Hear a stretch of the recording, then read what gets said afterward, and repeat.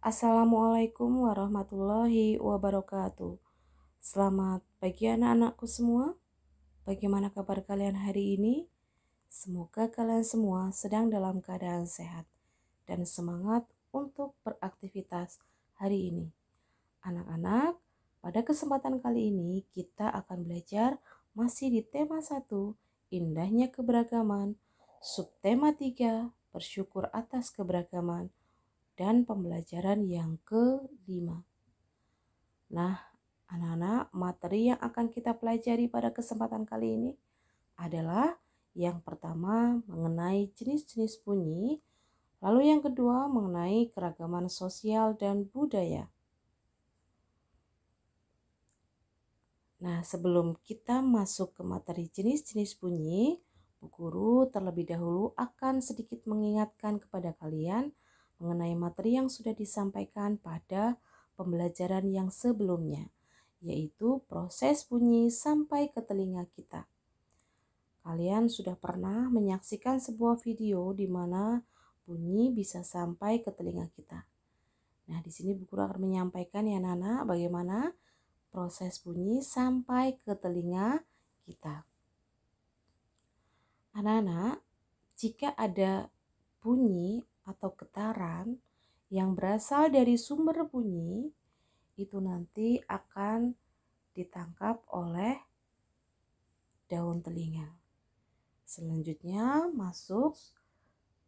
getaran tersebut masuk melalui lubang telinga, lalu merambat melalui liang telinga. Nah, di sini nanti getaran tersebut akan menggetarkan membran timpani atau gendang telinga, itu ya Nana, yang disebut membran timpani atau gendang telinga.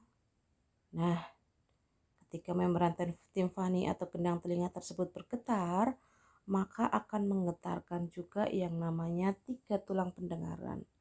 Yang pertama adalah tulang martil. Tulang martil ini adalah tulang yang menempel pada gendang telinga. Kemudian dari tulang martil akan diteruskan oleh tulang landasan. Tulang yang berada di tengah-tengah tulang landasan. Kemudian dari tulang landasan akan diteruskan oleh tulang sanggurdi atau tulang yang menghubungkan telinga bagian tengah dan telinga bagian dalam, itu ya Nana. Selanjutnya, setelah itu koklea menangkap getaran tulang pendengaran. Di sini koklea akan menangkap getaran dari tulang pendengaran yang menghubungkan dari telinga tengah ke telinga dalam, yaitu tulang sanggurdi. Nah, setelah itu dari koklea, ini koklea menangkap getaran dari tulang pendengaran lalu mengirimkannya ke syaraf pendengaran. Dan syaraf pendengaran akan mengirimkan rangsangan bunyi ke otak. Nah, itu anak-anak sedikit gambaran singkat mengenai proses bunyi sampai ke telinga kita. Kita lanjutkan.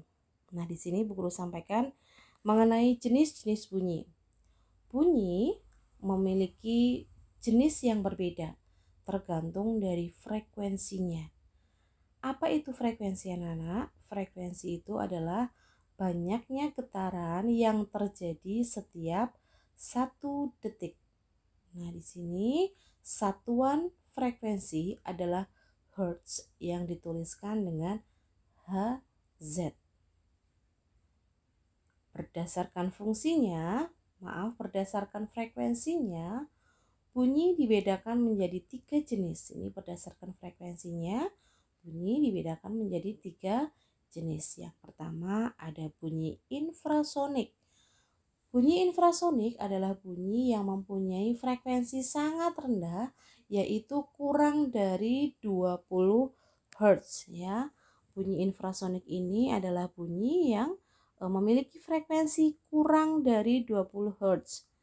Dan bunyi infrasonik ini dapat didengar oleh binatang, contohnya kelelawar, anjing, jangkrik, dan kuda.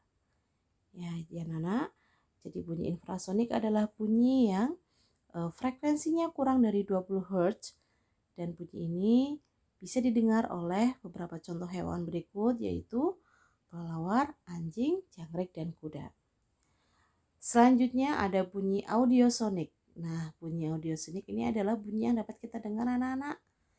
Adalah bunyi yang mempunyai frekuensi di antara 20 sampai 20 ribu Hz. Ini disebut bunyi audiosonik. Nah, bunyi audiosonik ini dapat didengar oleh manusia. Jadi bunyi yang kita bisa dengar itu disebut bunyi audiosonik. Yang ketiga adalah bunyi ultrasonik. Bunyi ultrasonik ini adalah bunyi yang memiliki frekuensi yang sangat tinggi. Nah, dan ini frekuensinya yaitu lebih dari 20 ribu Hz. Bunyi ultrasonik ini dapat didengar oleh binatang, contohnya lumba-lumba. Nah, selain jenis bunyi tersebut, kita juga bisa mengenal ada jenis bunyi yang lain. Yang pertama, anak-anak, di sini ada nada.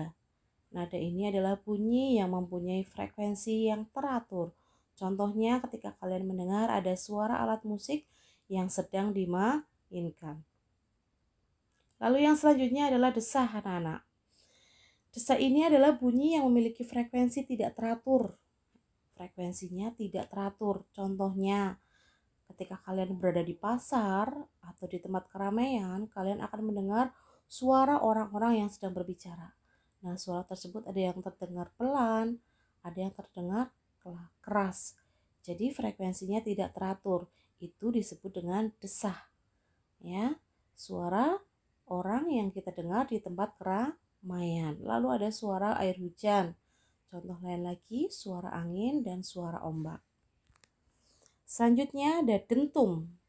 Dentum ini adalah bunyi yang mempunyai amplitudo yang sangat besar dan terdengar mendadak. Terdengarnya mendadak, anak-anak. Contohnya bunyi senapan, bunyi bom, bunyi petasan, dan bunyi geledek.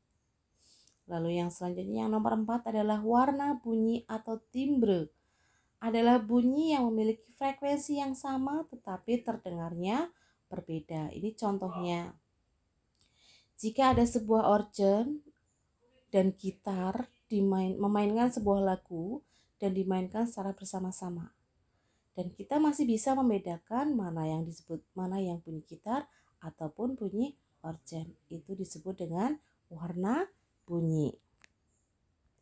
Selanjutnya yang akan Bu Guru sampaikan adalah mengenai resonansi bunyi.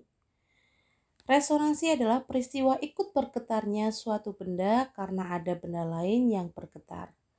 Ini contohnya anak-anak, ketika kalian berada di sekolah kalian, ya masih ingat tidak, kalian bersekolah di SD Negeri 1 Purbalingga yang letaknya di pinggir jalan.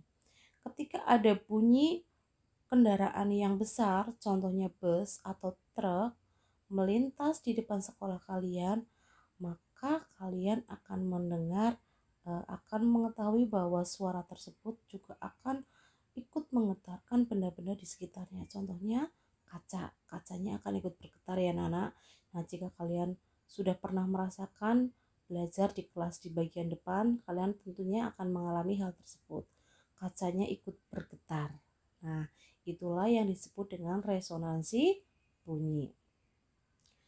Nah, resonansi bunyi itu ada yang menguntungkan dan juga ada yang merugikan. Ini contoh resonansi bunyi yang menguntungkan. Ini adalah resonansi yang terjadi pada alat musik. Lalu selanjutnya resonansi yang merugikan. Contohnya apa? Seperti yang tadi Bu Guru sampaikan, yaitu resonansi yang terjadi pada suara ketika ada kendaraan yang melintas, lalu kaca-kaca di tempat kita berada ikut bergetar. Nah, ini di sini dicontohkan juga jika ada deru pesawat terbang yang melintas membuat kaca pecah. Itu ya anak-anak. Yang perlu Bu Guru sampaikan pada kesempatan kali ini. Selamat belajar anak-anak.